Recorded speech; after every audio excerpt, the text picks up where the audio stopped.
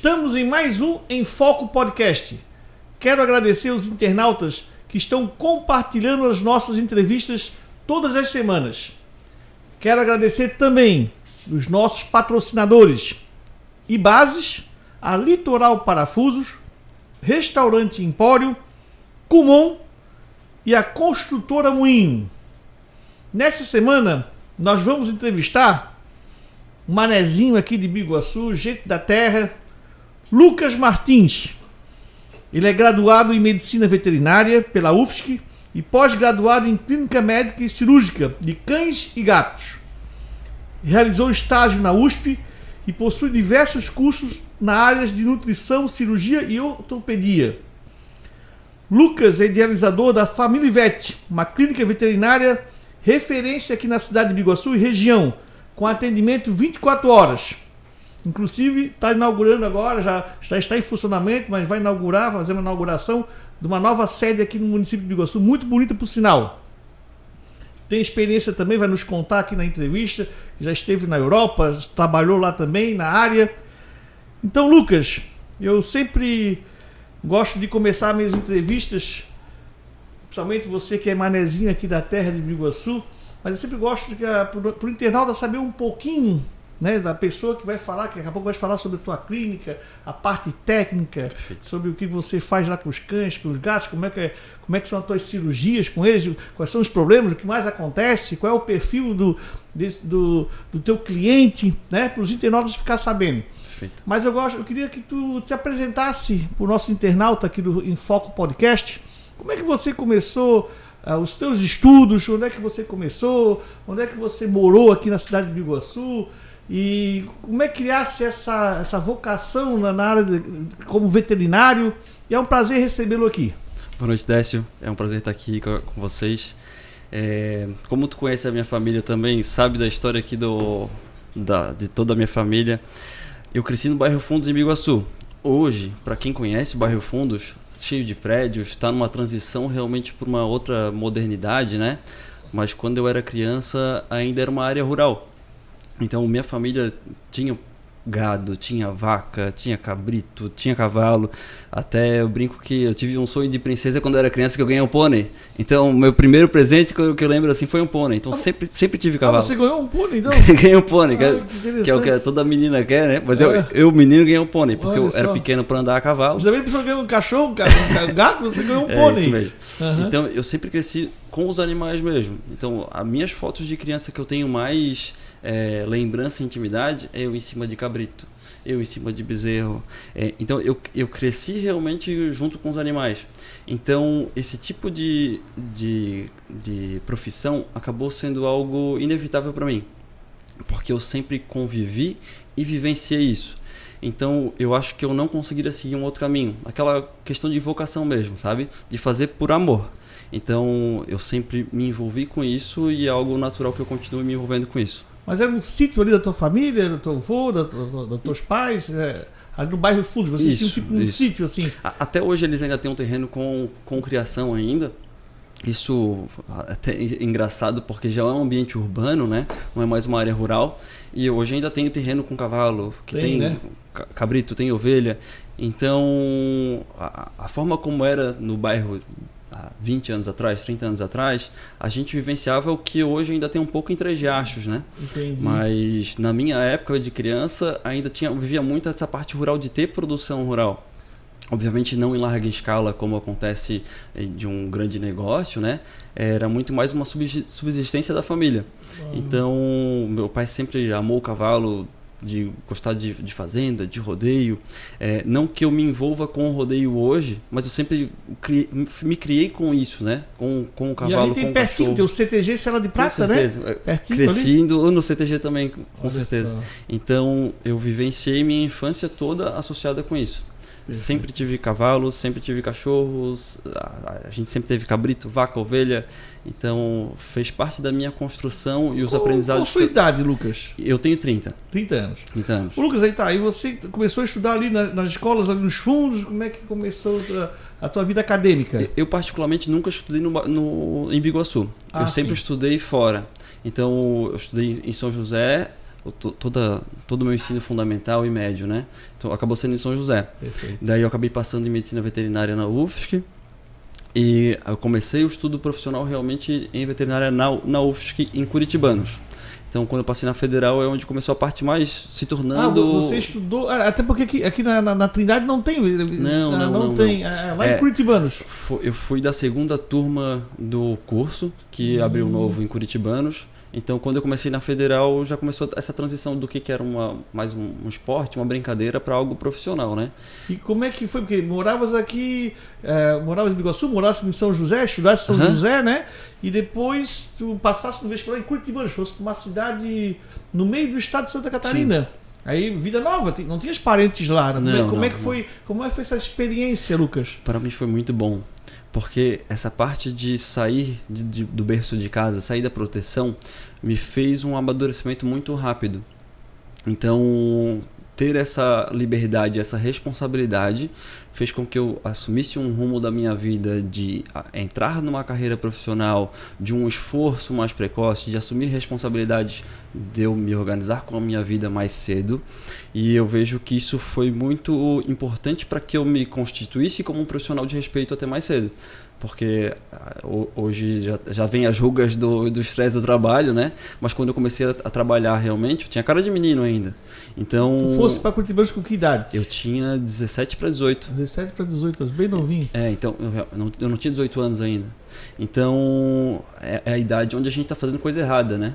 Então nessa idade que é o que normalmente a gente está fazendo coisa errada do adolescente, aí nessa transição, eu já não tinha mais essa vontade de ir para festa, para balada. Eu já estava mais preparado realmente para o estudo. Para estudar. Então, não que eu era o aluno mais dedicado em notas, mas eu sabia que na prática eu vivenciava. Porque hoje em dia está na moda até falar em TDAH, eu descobri há pouco que eu tenho TDAH realmente. Eu nunca consegui decorar as coisas, mas eu sabia interpretar e sabia como me expressar naquilo ali. Então, eu sempre na aula eu era o aluno que mais falava. Eu era aquele que levantava a mão, que questionava o professor. Então, eu estava envolvido nas atividades extra-sala, né? Quando ia para campo, ia para cirurgias, eu era o que mais estava envolvido em tudo, porque é algo que eu dominava com muito mais facilidade. Ô Lucas, é interessante, a tua família é um investimento, imagina mandar um jovem, tem que alugar a República, né? Tem que gastar lá com comida e por aí vai. Então, quer dizer, bacana da tua família ter investido em ti, apesar que é uma universidade pública, sim, mas tem o custo de morar numa cidade sozinho, né? Para mim foi muito bom, porque meus avós principalmente me ajudavam muito com o aluguel, mas eu ganhei bolsa também pela parte social. Então, até aqui na Grande Florianópolis tem isso também, mas pela taxa de renda que a família tinha, por não ter... conseguisse uma bolsa. Eu ganhava bolsa também. Entendi. Então, eu ganhava tanto uma bolsa me subsidiando, né? Na época era cerca dos R$800, mas ganhava o vale alimentação do restaurante universitário, que já ajudava bastante. Imagino. E lá pela metade da faculdade eu já trabalhava com outros veterinários, então eu comecei a trabalhar também já na área, obviamente não como veterinário em si, mas associado com outros veterinários, ajudando em cirurgias, praticando, realmente vivenciando a prática muito antes do que os colegas que às vezes nem tinham feito um estágio, e eu na metade da faculdade eu já conseguia fazer uma cirurgia sozinho, eu sabia que tinha essa capacidade, né? Então isso me deu, e eu sabia que por não ter tanta condição financeira, eu tinha que aprender um pouco de tudo. Então eu aprendi a mexer com cavalo, com vaca, com cabrito, com galinha, com cachorro, com gato, porque um pouquinho de todas as áreas que o que me construíram como profissional hoje, porque eu aprendi um pouquinho de cada coisa, porque eu ia ter que me adaptar a alguma coisa. Eu sabia que não ia ter ninguém para me bancar depois. Lucas, é interessante o que você está falando. Então, assim, antes de chegar nessa parte técnica ali dos bichos, dos animais, tá, você ia para lá, para Curitibanos estudar, e quanto tempo você vinha e retornava para cá, para visitar os pais? Eles iam muito lá também? Como é que era a sua vida nesse período tu aí? Sim. Porque ficavas lá quanto tempo? Porque também não dá para vir toda semana, né? Não dá para vir, porque era... Para mim, financeiramente, era caro, né? Então, eu acabava vindo uma vez a cada 3 meses, mais ou menos. Cada 3 meses? Claro, quando tinha algum evento da família, a gente se mexia para acabar vindo com frequência. A comunicação não tinha WhatsApp naquela época? Na época não tinha WhatsApp. Então, era na ligação, a mensagem quase não funcionava na época, que a gente está falando disso há 2013... que é quando eu entrei na faculdade, então me perdi na conta. Matemática não é o... Eu sou da biológica. Estás com 30, né? Estás com 30, tu te formaste que ano? Estás com 17, 18 anos? 19, é. Ah, tá. Não, fizeste a faculdade quanto tempo para ficar em Curitiba fazendo faculdade? Eu fiquei quase 6 anos. 6 anos, tá. Eu peguei poucas matérias por um tempo. Então te formaste com 24 anos, podemos dizer? Isso, 23 para 24, né? 23 para 24. É. Então isso são 7 anos atrás, né? Isso. Estás com 30, 6, 7 anos atrás, mais ou menos, né? Então nós estamos falando aí de 2018, por aí, que você se formou. Então esse período todo ali, eu não sei se já tinha WhatsApp, né? Não tinha. Mas a comunicação era pior, né? Do que hoje, né? Então, tu ficava assim, 3 meses, Isso. mais ou menos. E entrando nessa questão, quer dizer, na época ali, que se botasse um animal, qualquer animal ali, uma galinha, um porco, um cavalo, tu dava um jeito. Cara, me virava. Mas assim, como é que é ser um profissional... Eu sou leigo, tá? Nesse assunto. Como é que é ser um profissional o veterinário, um médico veterinário, que você esse profissional? Ele tem uma qualificação para tratar qualquer bicho ou ele se especializa em algum tipo de animal? Como é que funciona? Eu pergunto isso porque recentemente eu vi uma reportagem, não sei, de um profissional que tratava de bicho exótico, né? Pelo que eu entendi, ele se especializou naquilo ali. Então, como é que funciona? Conta um pouquinho para o internauta, que a maioria que está vendo também é leigo no assunto. Sim. Como é que funciona essa tua profissão? Teoricamente, a gente deve saber lidar com todos os animais. O pessoal antigo, eles tinham isso, eu estou falando de 20 anos atrás, que se formou muito antes de mim, eles tinham muito mais essa habilidade de saber lidar com todos os animais. Hoje em dia, com as especializações, vem se perdendo isso. Então, a forma como até as faculdades vêm passando é uma forma muito mais simplificada do que já foi um dia, na minha visão. Então, teoricamente, nós temos que saber lidar com todos os animais domésticos. Os selvagens e silvestres precisa de uma especialização a mais, uma experiência a mais. Por quê? Porque é muito diferente. Nós temos que saber um pouquinho de cada animal. É a anatomia de 5 animais domésticos. Isso, o médico aprende muito de um animal só. Nós aprendemos de 5. Então, eu tive a anatomia do cavalo, a anatomia da vaca, a anatomia do cachorro, do gato, da galinha, do porco. Desculpa, são 6 animais domésticos que a gente tem de alvo de estudo. Cada um tem que lidar de uma forma diferente. Isso. E a anatomia deles é diferente. A fisiologia é diferente, como os hormônios acontecem, a digestão acontece. E nós precisamos saber, ao menos o básico, de cada uma dessas espécies domésticas. Entendi. A parte dos silvestres e selvagens, como são animais com um tipo de metabolismo diferente e com várias particularidades, eles não conseguem colocar isso numa cadeira de uma forma intensa na faculdade. Então o pessoal tem que aprender por fora nos seus estágios e depois fazer uma especialização. Então é algo que acaba fugindo bastante da nossa rotina. As medicações nem sempre são as mesmas, a parte de acesso venoso, o jeito de manejar é totalmente diferente. Tem um colega que trabalha só com passarinhos, que ele sabe que do jeito que ele manipular o paciente dele, se ele pegar um passarinho diferente, vai morrer na mão dele. Então tem que ter um conhecimento específico realmente, né? Então, imagina, vocês são um tipo de profissional que tem que entender muito, né? Tem que entender muito, não é fácil, não é fácil. Você falando assim, cada bicho é uma espécie, uma diferença ali de tratamento, de como é que vai operar, né? Então, realmente é um negócio bacana isso daí. E o curso geralmente é 5, 6 anos um curso? Isso, 5 anos. 5 anos de curso.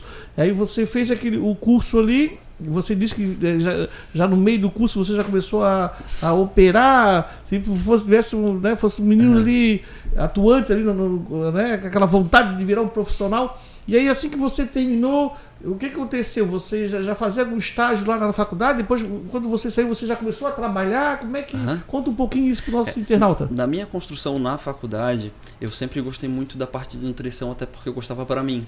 Então, eu gostava de estudar tanto a nutrição como fisiologia, a parte hormonal. Era algo que eu era apaixonado. Então eu estudava muito para mim e obviamente eu estudava também para minha profissão, porque eu sabia que uma coisa era um hobby, outra coisa era profissão.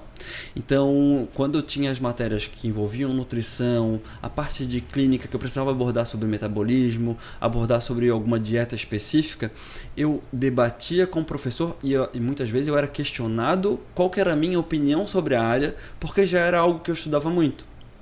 Com essa construção na carreira já durante a universidade, fui me tornando uma referência naquele grupo de quem entendia muito daquela parte. Então eu fui direcionado para fazer meu estágio final na USP em São Paulo. Lá eu convivi com o pessoal que era... Foi para a USP, foi para a USP. Pô, que interessante. Isso.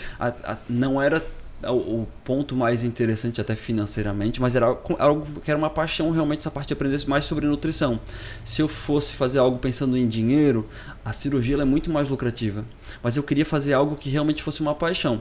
Então eu fiz o meu estágio final na USP. Então eu fiquei 6 meses lá em São Paulo, no melhor grupo de estudos do Brasil, com a parte de nutrição de cães e gatos.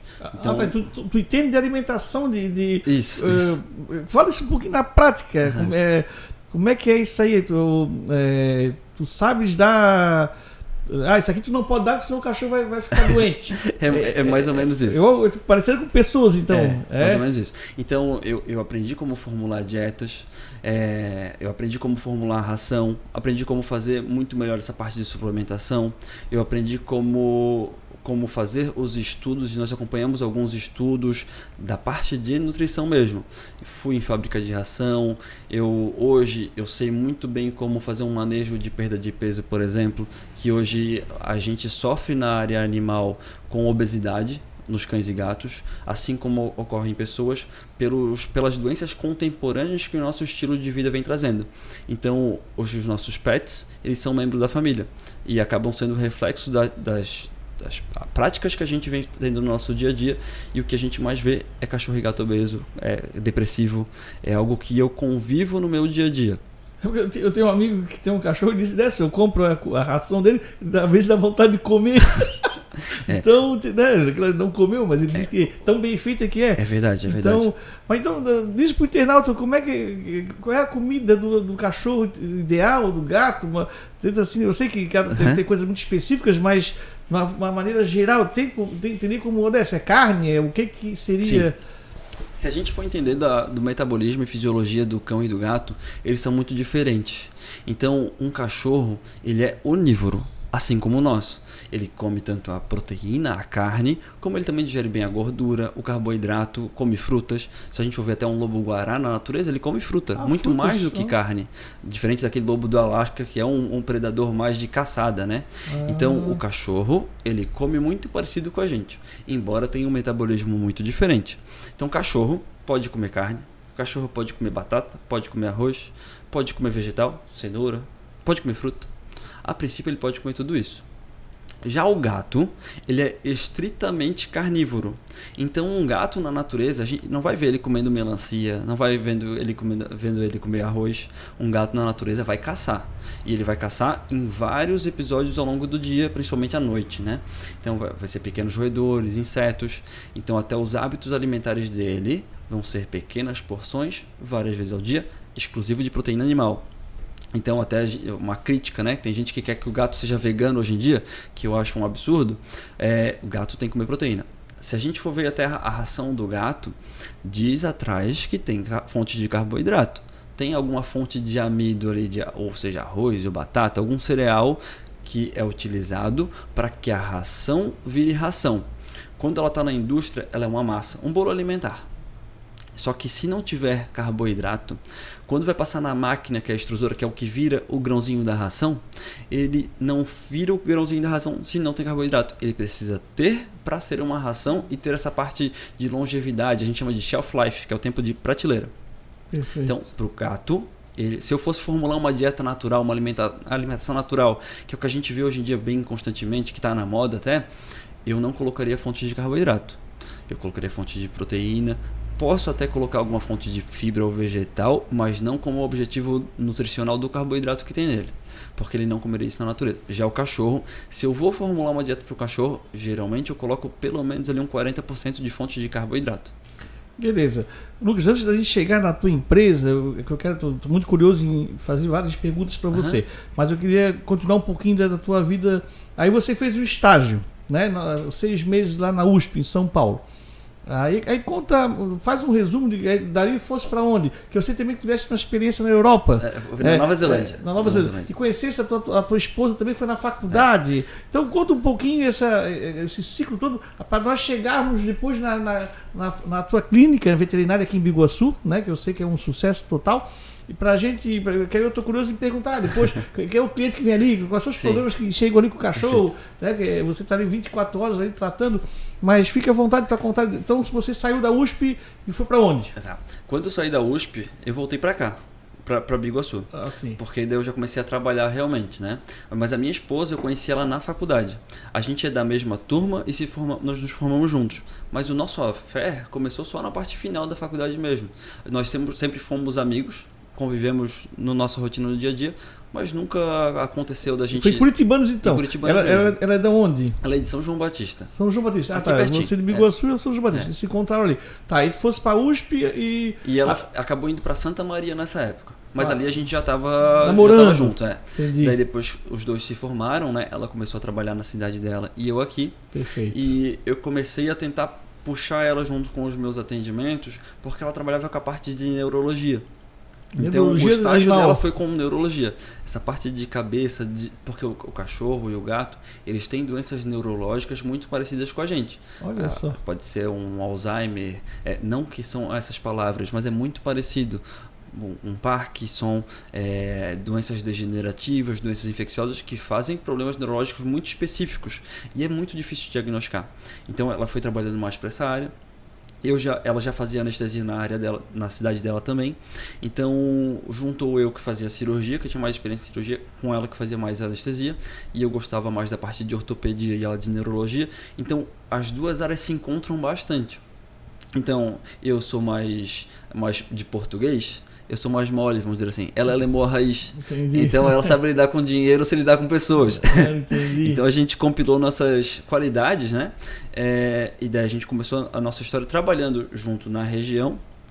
Mas aí em outras clínicas veterinárias? Isso, em outras clínicas veterinárias, até o momento que eu falei, cara, começou a pandemia. Eu falei, cara, a gente precisa abrir a nossa. Chega o nosso momento. Nós tínhamos recém tomado um golpe de uma clínica da região que deu um golpe em muita gente. Então foi o empurrão que faltava pra gente começar o nosso negócio. Então, o golpe que vocês viram, não receberam salário, coisas assim? Nós ficamos 3 meses trabalhando 24 horas por dia e não recebemos um centavo. Complicado. Aí abrisse já com o nome Família Ivete. Isso. Que era lá nos fundos, eu me lembro. Isso. Né? Ainda tem, né? Tá, aí vocês abriram. Aí como é que foi essa abertura da clínica? Na época a gente não tinha recurso financeiro, tivemos que usar uma kitnet da minha mãe. Então a gente adaptou essa kitnet dela para se tornar o primeiro protótipo da clínica, né? Era um consultório com um centro cirúrgico muito pequeno e um internamento muito pequeno. Já tinha um centro cirúrgico? Já. Só. Porque era a parte que eu mais dominava, né? Então eu tinha que explorar essa minha habilidade e fazer de uma forma legal, né? Mas na USP tu especializasse em nutrição. Isso. Aí tu começasse a criar essa parte de ortopedia aonde? Na prática? Ou já viesse da faculdade com bastante experiência? A ortopedia começou mais depois. Eu sabia fazer o atendimento clínico, mas não a cirurgia. Até hoje a cirurgia eu não sou o maior experiente nisso. Eu sou um iniciante, porque eu preciso de muitos anos de prática para me tornar uma pessoa experiente na ortopedia mesmo. Eu me lembro dessa clínica que você trabalhou, eu tinha um cachorrinho que eu levava lá, daqui a pouco tu passasse com um câncer que tu tirasse do animal daquele, né? Já tinhas feito essa operação no bichinho, né? Quer dizer, tu sabes operar, né? A parte de cirurgia de tecidos moles que a gente chama, que é a parte de órgãos, pele, essa parte eu já domino já de muito tempo. Entendi. Então hoje são poucas as cirurgias de tecido mole que eu não consigo lembrar assim que eu não domino.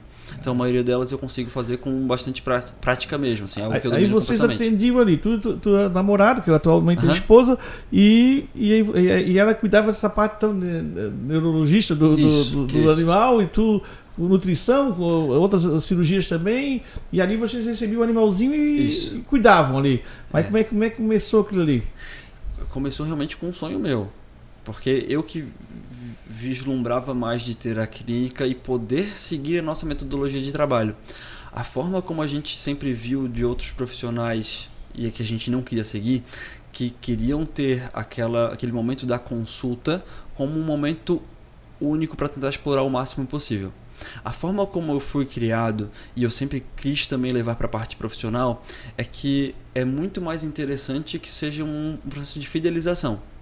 Até o nome da nossa empresa, que é Família Vet, vem da família. Então, a forma que a gente tenta tratar o animal de quem chega pra gente é como a gente trataria o nosso animal. Então, a ideia é acolher o tutor que está fragilizado naquele momento como um membro da nossa família. Então, a conversa que eu tenho durante a consulta e como eu treino meus funcionários é para não tratar como uma forma comercial. Porque essa pessoa que está ali com o animal que está doente, ele está emocionalmente fragilizado, que muitos lugares aproveitam dessa brecha sentimental, mas não é o momento que eu vejo como de a gente aproveitar financeiramente. É um momento de acolhimento, porque eu me coloco no lugar daquela pessoa. Eu vejo como empatia sendo crucial para que a gente tenha uma consolidação no mercado. E tanto é que a gente tinha uma empresa muito pequena no bairro Fundos, escondida numa área onde não era comercial, e a gente começou a ter relevância pela indicação. Isso eu me lembro, Lucas, as pessoas falavam muito bem da tua clínica. Eu acho que agora está dizendo o porquê disso, da forma como estás atendendo. Até porque o amor que a pessoa tem para o animal é como se fosse uma pessoa, é um humano, parece ser um ente querido ali, né? Um filho. Né? Hoje é um membro da família. E a forma como eu tento me expressar do que é a minha função é muito similar a um pediatra de um bebezinho. Porque o meu paciente, ele não me fala. Ele não me dá sintomas, que é eu falando se eu tenho dor de cabeça, dor no pé. Ele me dá sinais clínicos. Ou seja, eu tenho que interpretar os sinais que ele está me dando para entender o problema dele.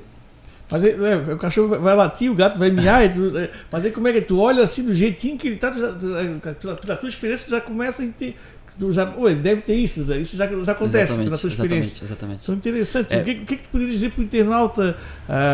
Se a pessoa levar o cachorro começar a ter esse tipo de comportamento, o gato. Perfeito. Para o internauta saber o que está acontecendo com o bichinho.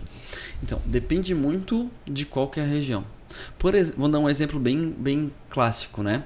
Um cachorro que vai ficando mais velho, que não é castrado, um cachorro inteiro, que a gente chama, que tem as bolinhas ainda, que é mais velho, ele começou a fazer um cocôzinho que é mais apertadinho, ele tem um abaloamento entre o ânus e o saquinho, ele é muito clássico, por exemplo, de um problema de próstata, que eles têm os mesmos problemas que nós temos. Então, o tumor de próstata, o câncer de próstata, assim como uma hiperplasia de próstata, o aumento da próstata, igual acontece em nós humanos, que muito provavelmente eu vou passar por isso, provavelmente tu vai passar por isso, acontece no cachorro também.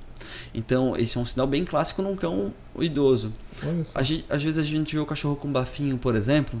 O bafinho não é simplesmente que ele está com bafo porque ele não quer se limpar, é porque ele está acumulando muito tártaro. Então a gente começa a ver regiões de lambedura no corpo com uma região mais enegrecida, ao redor da boca fica com uma coloração mais enegrecida. Daí quando a gente vai levantar o lábio dele para olhar a gengivinha e os dentinhos, a gente vê placas bem grandes de tártaro, que são acúmulos de bactéria que vão fazendo concreções com o alimento que vai ficando ali e que o animal vai acumulando. E ainda mais as raças mais contemporâneas, né? Spitz, Shih Tzu, o Pinscher, essas miniaturas principalmente, eles têm um acúmulo muito maior de tártaro pela conformação da arcada dentária. Então às vezes o tutor vai, nossa, meu cachorro está com bafinho, mas não é que o cachorro ele não quer se limpar, não é que ele não está conseguindo comer a ração direito, é porque ele já acumulou muita bactéria na boca e está com tártaro, igual acontece na gente. Mas, desculpa perguntar, tem que escovar o dente do bichinho? Hoje em dia é indicado sim. Sério? É uma tarefa muito difícil. O que a gente mais indica é que comece de filhote, massageando a boquinha com o dedo, igual se faz com criancinhas. Para quem consegue. Dente, né? Isso, exatamente. E a escovinha que eu mais indico é a escovinha de dedinho, igual acontece com crianças realmente, aquela de silicone bem maciazinha. Aí tu evita esse problema na frente. Evita o problema do tártaro na frente. Porque vai acontecer nas portes pequeno e mini, que é o que a gente mais tem de cães da nossa gama de atendimento, são porte pequeno e mini. O tártaro é um dos principais problemas, evitando longevidade. Então às vezes o tutor chega para mim e pergunta, nossa, e aquele suplemento eu posso dar, o que eu posso fazer para o meu cachorro viver mais? Se tem uma higiene bucal, se está fazendo as vacinas, se está dando uma alimentação de qualidade, já está fechando um cerco muito grande para que ele não tenha problemas maiores e fique mais tempo com a gente. Porque a forma como eu vejo o pet hoje não é o cachorro que ficava na coleira igual antigamente. Não era o cachorro que ficava na casinha. Ele é um membro da família. Então, diminuiu bastante esse tipo de... praticamente não existe mais. Sério mesmo? Porque eu me mais. lembro de muito do cachorro lá no canil, na corrente, meu Deus, eu vivi minha infância, adolescência vendo isso, né? Sim. Agora, realmente é difícil, aquela corrente no quintal, vai lá e voltava, né? Isso, e hoje em dia até é proibido. Tá proibido. A legislação... Se faz muito até como adestramento. Às vezes tem que botar o cão na guia e deixar ele preso para ele aprender a ficar confortável com ele mesmo. Aquela que, tipo, a gente ficar 10 minutos sem mexer no celular, a gente parece que não consegue lidar com a nossa companhia. O cachorro precisa aprender a lidar com a própria companhia dele. Então, às vezes é necessário fazer esse tipo de procedimento como uma técnica de adestramento. Mas hoje em dia não é mais legal. Desculpa, eu sou leigo, então hoje se tiver um cachorro numa corrente, pode se incomodar a pessoa? Pode. Só. E a chance de incomodar é grande. Tá? Ainda mais se não tiver abrigo de sol, não tiver água fresca. Hoje em dia já é visto como maus tratos e é um crime, né? Realmente, né? Pois é. Quando eu vejo uma carroça com um cavalo, aí eu fico aterrorizado de ver aquele bicho ali levando chicotada. Também tem cidades que estão proibidas e tal. Tem cidades que são proibidas. Eu não sei como é que está a legislação estadual ou federal sobre isso, mas a gente se choca em ver isso, né? Claro, a parte do animal como transporte, né? E até como lazer, e os esportes, eles não são ilegais. O problema é o animal ser utilizado de uma forma abusiva, né? Igual o senhor citou anteriormente, de ser um animal de carga que ele vai vivendo até morrer. O cavalo é um animal que ele se dedica ao máximo. A história do cavalo ela é muito linda, porque ele vai se entregar até onde ele não conseguir mais. Talvez vocês vão lembrar do termo estafa, que já deve ter ouvido do pessoal do cavalo. Então, a estafa é quando o animal se dedicou ao máximo a um ponto que o músculo dele não consegue mais extrair nenhuma energia do corpo dele para fazer contração. Então ele trava totalmente, porque ele gastou toda a energia do corpo dele. Ele vai até o limite. Então, para a gente ver um cavalo chegar no seu limite, é porque ele foi realmente utilizado até não conseguir mais. Então realmente teve que ocorrer um certo maus tratos para acontecer isso. Lucas, na tua clínica, agora você recentemente abriu ali na paralela da BR, na rua Valentim Vieira, né? Vindo de Florianópolis para cá, antes de chegar ali no supermercado Compre Forte, antes de chegar ali, um pouquinho depois do antigo furacão, é bem fácil, né? É só pensar no furacão que é quase lá. Então aí mas essa dos furos ainda está funcionando? Não. Tá, aí fechasse e abrisse essa aqui que é bem ampla, né? A gente fez toda a transição para a Marginal da BR, porque a gente já vinha trabalhando com um público 24 horas, então 24 horas a gente tem um veterinário lá, tem alguém cuidando do internamento, tem alguém preparado para atender todas as emergências, né? E o que vai mais é cachorro e gato. Isso. Mais um ou outro, como é que mais cachorro, mais gato? Mais cachorro que gato. Mais cachorro. Porque o gato ele dá menos problema.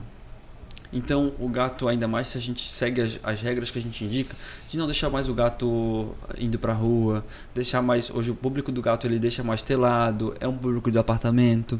Então o gato ele tem menos problemas porque ele está se colocando menos ao risco. Já o cachorro ele constantemente está mais em grupos. Então é um pessoal que vai passear para parques, ele vai no pet shop, ele vai para creche, ele vai fazer o passeio na rua. Então ele vai ter o contato com alguma doença de uma forma muito mais fácil do que o gato que está só no apartamento. O gato, a maior parte dos problemas que tem com ele são problemas comportamentais. Então a gente tem muita dificuldade com o tutor que às vezes vê o gato como um cachorro que mia. Mas não, ele tem uma particularidade de metabolismo e da forma de agir muito diferente. Então hoje a maior parte dos meus problemas com gatos são entre o próprio grupo de gatos, seja um bullying, que acontece o bullying entre os gatos. Exatamente. É o termo técnico, tá? Que loucura! É o termo técnico. Porque quando um começa a brigar com o outro de uma forma como o outro fica muito repreendido, ele começa a entrar num processo de autoconsumo. O metabolismo dele entende que ele tem que guardar toda a energia e ele vai definhando, assim. Então o gato é um ser muito particular. Porque se ele não tiver com tudo muito alinhado, tudo que acontece de novo, e a gente fala que ele é neofóbico, tem medo do novo, pode ser um processo. Como é que tu trata um bullying de um gato? Mas tem que ter um grupo de gatos, né? Tem que ter um grupo de gatos. Aí, pelo menos dois. O gato não dá bola aqui, eu chamo. Você é um gato que não. Então aí como é que tu faz para tratar isso daí? Como é que tu orienta o dono do gato a resolver esse problema? O mais difícil não é o tratamento, é o diagnóstico. Porque o tutor ele não percebe que um gato tá fazendo bullying com outro. É bem difícil de fazer isso. Porque tem que realmente parar para analisar e observar o comportamento de todos os animais do grupo.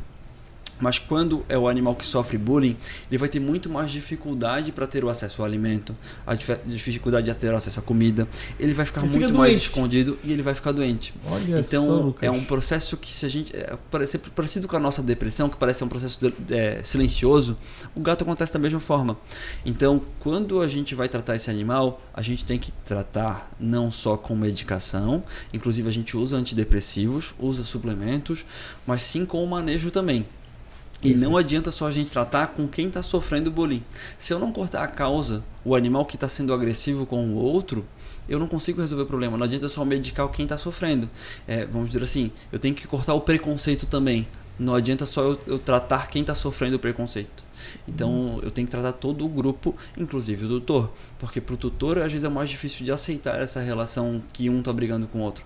Porque a forma como eles se relacionam é diferente. Olha, mas em cada entrevista eu fico surpreso da informação que eu recebo. Essa informação do bullying do gato, realmente eu não conhecia e eu fiquei realmente interessante.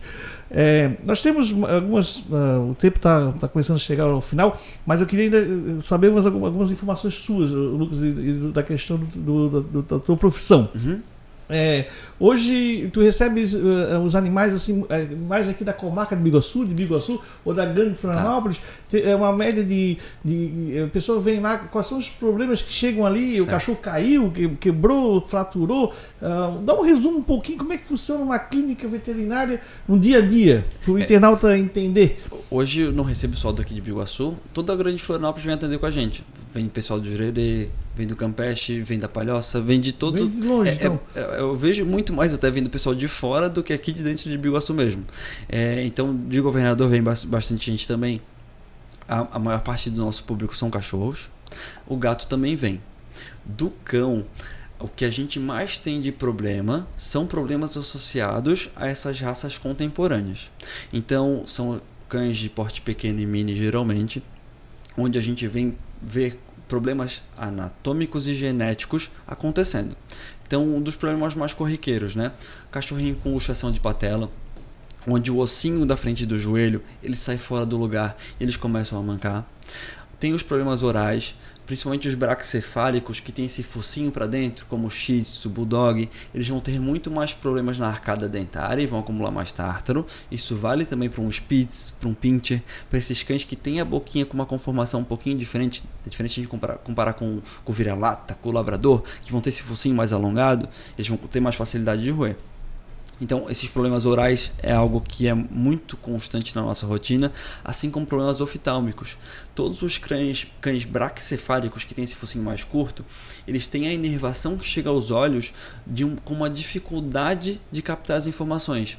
Eu não estou falando da informação de captação de imagem, estou falando da captação de sensações. Então, quando eles têm algum machucado no olho e que eles já vêm com problemas anatômicos ao redor do olho, eles fazem lesões muito mais fáceis, eles vão ter problema de má produção de lágrima, são vários problemas genéticos. Já tem uma anatomia meio ruim ali para dar problema. Exatamente. São problemas que vêm com a raça e que a gente já entende hoje como característicos e quase não existem cães que não vão ter o problema.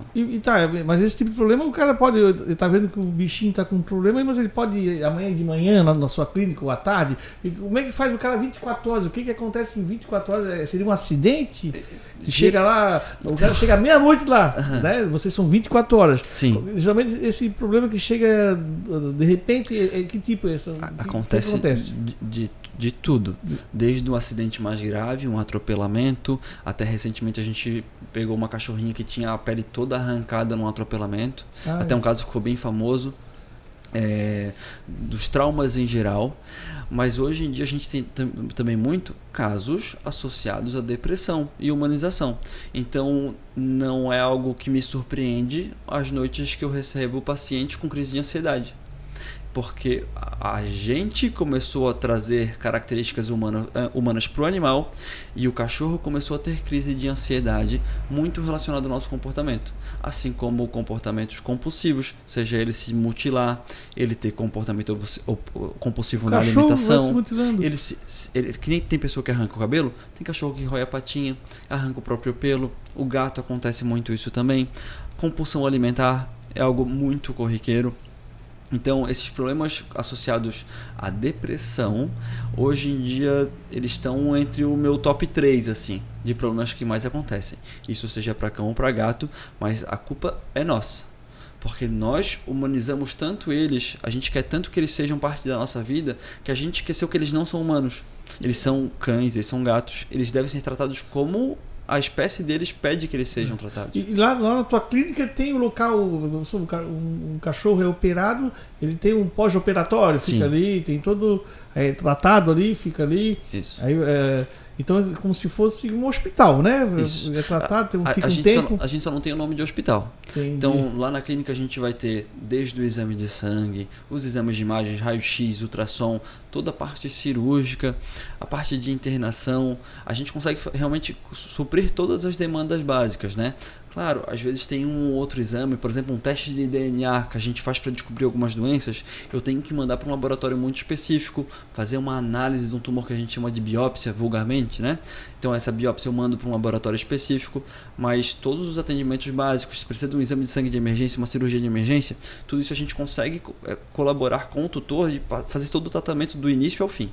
Ô Lucas, tá com quantos colaboradores? Hoje, colaboradores são 7. 7 colaboradores. E antes da gente finalizar ali a nossa entrevista, eu queria que tu contasse um pouquinho, que eu soube que você foi para a Europa, tivesse uma experiência junto com a tua esposa, fosse lá, trabalhasse um pouco, mas não chegasse a ficar um ano, foi menos do que isso, né? Conta um pouquinho para o internauta como é que foi essa tua experiência, o que isso te ajudou até para trazer para o teu profissionalismo. Eu e minha esposa, a gente morou um tempo na Nova Zelândia, na Oceania. Não foi na Europa, foi na Oceania, Nova Zelândia, tá? Eu estava confundindo. Foi uma experiência incrível, tanto pela nossa parte cultural como intelectual também. Então a gente geriu o negócio à distância durante esse momento, né? E a gente conviveu com um tipo de criação dos animais diferentes da gente. Lá a canicultura, a sinocultura, que realmente os criadores acontecem de uma forma diferente, muito mais intensa, eles têm muito mais raças. A minha esposa, ela trabalhou na clínica veterinária, então ela vivenciou realmente como que eles abordavam os animais lá, como é que era a rotina dela. Até o especialista que ela trabalhava junto, ele era o único especialista em odontologia veterinária da Nova Zelândia. Dentista de bicho? Dentista de bicho. Então fazia a odontologia de tigre, de cachorro, todo dia tinham cirurgias muito complexas que a gente aprendeu muito de como lidar com a parte oral, porque a gente estava lidando com o maior especialista do país, que fazia os melhores cursos da Europa e era a referência realmente. Eu acabei trabalhando mais numa parte com um zoológico. Então eu cuidava de lhama, cuidava desses bichos de avestruz, emu, esses bichos mais diferentes eu acabei cuidando bastante. Legal, cara. Então a gente morou lá com neozelandeses, a gente morou junto com eles. Então a forma como a gente conseguiu evoluir na parte cultural e experimentando um estilo de vida que eu não vejo como a gente conseguindo ter aqui, porque o país é muito mais desenvolvido, tem um equilíbrio social muito maior. Foi incrível. E com a parte realmente técnica, né? Pelo que ela principalmente conseguiu ter e os contatos que a gente tem hoje ainda vários amigos que trabalham na área lá, é incrível, assim. A parte de medicação, nós temos a mesma. Os medicamentos que a gente tem aqui, tem lá também. Só que o tipo de cuidado que é feito, a forma como é a relação entre o veterinário e o tutor, é o que a gente tenta trazer para cá, porque o atendimento lá não acontece igual os casos que eu critico aqui de ser uma forma de exploração. Lá é um respeito mútuo. O veterinário está lá para realmente resolver o problema e para acolher o tutor. E até pelo estilo de vida deles, assim, uma coisa assim bem simplista. Para quem viu O Senhor dos Anéis, assim, imaginando a cultura dos hobbits, é mais ou menos o que eles tentam vivenciar, assim, todo mundo vivendo em harmonia, assim, em comunidade. E a gente tenta trazer isso para cá também, sabe? Todo mundo fazendo o melhor que a gente pode para o nosso trabalho, tentando entregar o máximo. Tem algum plano na tua clínica para fidelizar o teu cliente? Como é que funciona? Fica à vontade para fazer uma propaganda da tua clínica, Lucas. Não tenho plano, mas gostaria. Se tu tiver alguma dica de como a gente implementar, vamos fazer. Estás pensando, vamos fazer isso aí, estás pensando para fidelizar. E então aí o teu cliente bate na porta ali e você faz o... A gente faz um marketing bem intenso no Instagram também, fazendo nossos digital, vídeos. Quem quiser acompanhar, também tem um personagem da nossa cachorrinha, que é a doutora Leleca, que a gente faz várias brincadeiras com ela. Na clínica, a gente tem atendimento com especialista em oftalmologia. A gente tem atendimento com especialista em oftalmologia, especialista em felinos, especialista em ortopedia, neurologia, dermato, endocrinologia, para tudo que é problema, cardiologia, todas as especialidades. Chegou lá, vocês vão resolver. Exatamente. Então, geralmente, quando é um atendimento mais complexo, sou eu que atendo. Mas durante todo o horário comercial tem alguém realmente sempre preparado para fazer a cirurgia. Tem alguém preparado para fazer a anestesia, que a gente não realmente bote o animal em risco desnecessário. Então, todas as medidas que a gente vai fazendo estão sendo muito calculadas e a gente sempre, obviamente, pede autorização do tutor para fazer cada procedimento. Lucas, planos futuros? Crescer mais a empresa, conseguir realmente desenvolver mais o nosso mercado. Eu gostaria realmente de conseguir que a população em si conseguisse conhecer o que é um atendimento de qualidade. Porque o pessoal que acaba fazendo a consulta comigo, eles não viram só meus clientes, viram meus amigos e acaba sendo uma consulta veterinária e psicólogo ao mesmo tempo, né? Então, eu quero realmente crescer a empresa bastante para que a gente consiga não só crescer em Biguaçu, mas em toda a nossa região. Internauta, não é porque o Lucas está aqui comigo, não. Eu até trouxe ele para entrevistá-lo, porque realmente os comentários que a gente ouve aí, né, do jeito que ele cuida, do jeito que ele trata, do jeito que ele recebe lá o animalzinho com problema e como que as pessoas saem satisfeitas do atendimento da clínica dele. Realmente é diferenciado, não é porque ele está aqui, mas realmente é diferenciado. O Lucas, fica à vontade para dizer o telefone, o contato, o Instagram da tua clínica para os internautas interessados em visitá-lo. Perfeito. Ou, né, se tiver algum problema com o bichinho, ir lá no teu estabelecimento. Eu sou o responsável técnico pela Family Vet, então todos os atendimentos passam pelo meu domínio. Eu acabo conferindo praticamente todos os atendimentos, como todos os veterinários fazem. Nós somos a única clínica da Grande Florianópolis com 5 estrelas no Google. Não é muito fácil conseguir uma avaliação 100% no Google de 5 estrelas. Então a indicação com certeza é certa. Para quem quiser entrar em contato com a clínica, tem o Instagram, @ClínicaFamilyVet. E o nosso telefone de contato é 99808-1562. É bem fácil de encontrar a gente, vocês vão ver nossos vídeos, acompanhem nosso trabalho que é bem legal. E para finalizarmos mesmo, você falou um negócio ali, eu fiquei... Como é que foi esse caso aí do cachorrinho que perdeu a pele? Como é que vocês conseguiram recuperá-lo? Como é que ficou essa história? Esse caso foi bem marcante, que foi junto com as meninas da Adote um Focinho. Elas tiveram essa denúncia, né, que tinha esse cachorrinho que estava realmente escalpelado sem toda a pele do corpo. Mas jogaram água quente? Não, no primeiro momento acharam que ela tinha sido esfaqueada. E até muitos dos comentários na época falam que a pessoa arrancou o couro dela realmente com uma lâmina, né? Mas pela minha experiência com o tipo de lesão que a gente, meio CSI, a gente sabe realmente dizer cada lesão como foi causada. Ficou muito claro para mim que era uma lesão de avulsão. O que é isso? Quando a gente aperta muito uma região, por exemplo, estou apertando uma banana, a banana explode na tua mão. E ela sai e fica a casca na tua mão. Então o que aconteceu? Que o atropelamento foi bem na parte da entrada do mangue, onde tem uma lombada eletrônica. O carro passou bem devagarinho por cima dela, por causa da lombada. Então pressionou o corinho dela ao ponto que rasgou o couro e o corpo foi expelido de dentro da pele. Ai, que coisa horrível. Então foi um caso assim bem grave, até a gente conseguiu mantê-la poucas horas viva. Porque o cachorro morreu então? Faleceu. O nosso manejo inicial foi para tirar a dor dela. Então a gente entrou com a terapia mais intensa que a gente conseguia realmente, que tem consenso que é saudável, né? Para tirar a dor. Ela ficou numa infusão contínua com ketamina, com metadona, com medicações assim, de topo, para tentar ficar mais estável. Só que o que mata nesses momentos não é a dor em si, não é não ter a pele, não é sangramento, é o tipo de inflamação que é gerado. Então o animal morre por choque. a falta da pele no corpo de uma forma tão intensa faz com que libere tanta parte de inflamação e célula de defesa de uma forma tão abrupta que o corpo entra em colapso e para.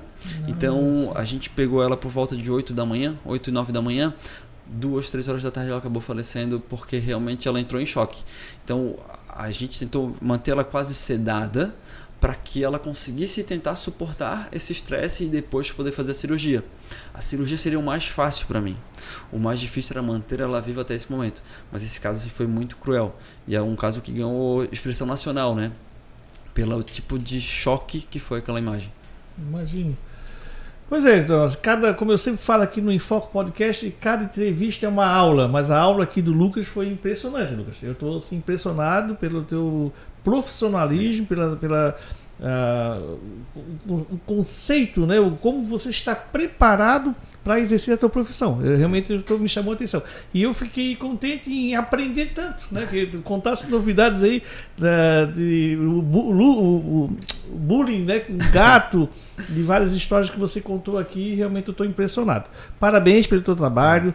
Eu tenho certeza que cada vez mais tu vais crescer, porque realmente aquilo que você montou ali na paralela da BR, na rua Valentim Vieira, no bairro Praia João Rosa, é bonita. E aquilo ali vai crescer, não há dúvida disso, até pelo teu trabalho, pela tua competência. Então, você que tem um animalzinho lá, o cachorro, o gato, deu problema, vai lá conversar com o Lucas, com a equipe dele, que você realmente vai ser bem tratado. Bacana, quero agradecer o internauta que mais uma vez está aqui nos prestigiando. Semana que vem nós vamos ter outra entrevista. Quero agradecer os patrocinadores, a Construtora Moinho, o Restaurante Empório, Ibase, Litoral Parafusos e o Kumon. Semana que vem estamos de volta e até lá!